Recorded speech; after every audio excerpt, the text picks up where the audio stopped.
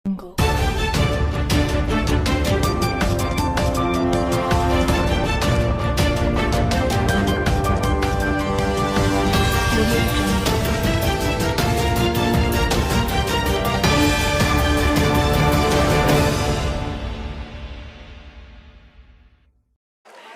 చోట్ల వాళ్ళు చెప్తారు మీరు ఈ సంవత్సరమే తిరుగుతూ ఉన్నారు, 4 సంవత్సరాలు ఎక్కడ పోయినారు అని.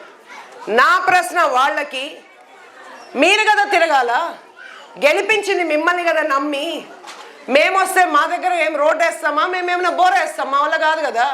మేమేదో 500 5,000 ఇచ్చిపోతాం తప్ప 5 లక్షలు 10 లక్షలు కోటి రూపాయలు పెట్టేదానికి వాళ్ళు కదా చేయాలా. వాళ్ళ పని మేము తెలుగుదేశం బాగాలేదు కానీ కదా మిమ్మల్ని గెలిపించుకున్నారు. మీరు కదా ప్రజల్లో తిరగాల, మిమ్మల్ని కదా ఓట్లేసి గెలిపించింది.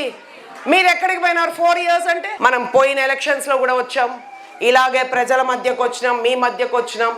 కానీ మీరు న్యాయ నిర్ణేతలు, మీరు ఏం చేసినా మేము ఒప్పుకున్నాం, మీ మధ్య మేము తిరుగుతున్నాం. ఈ 5 సంవత్సరాలు ఇక్కడే ఉన్నాం, ప్రతి సమస్య మీద పోరాడుతూ ఉన్నాం. ఇసుక దోపిడీ చేసి అడ్డుపడుతూ ఉన్నాం ప్రతి చోట.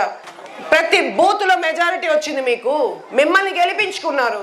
మీరు రోడ్ల మీద తిరగాల, ఓటు అడిగేదానికి ప్రతి ఇంటికి ఎట్టపోయినారు అట్టే ప్రతి ఇంటికి పోయి మీరు అడగాలి, అమ్మ మీరు మాకు ఓటు వేసినారు, మీకేం కావాలి.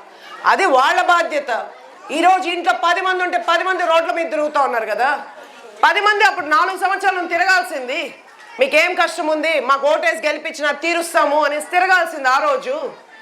సో మమ్మల్ని అనే హక్కు, అర్హత ఆ కుటుంబంలో ఎవ్వరికీ లేదు.